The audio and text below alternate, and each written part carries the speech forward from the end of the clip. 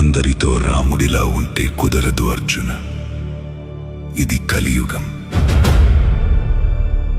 మంచివారితో రాముడిలా, స్నేహితులతో కృష్ణుడిలా, అహంకారులతో నరసింహునిలా, అన్యాయం ఎదురైతే పరశురాముడిలా, ఒంటరిగా ఉన్నప్పుడు బుద్ధుడిలా ప్రశాంతంగా ఉండు. అందరితో రాముడిలా ఉంటే కుదరదు అర్జున. ఇది కలియుగం. మంచివారితో రాముడిలా, స్నేహితులతో కృష్ణుడిలా, అహంకారులతో నరసింహునిలా, అన్యాయం ఎదురైతే పరశురాముడిలా, ఒంటరిగా ఉన్నప్పుడు బుద్ధుడిలా ప్రశాంతంగా ఉండు.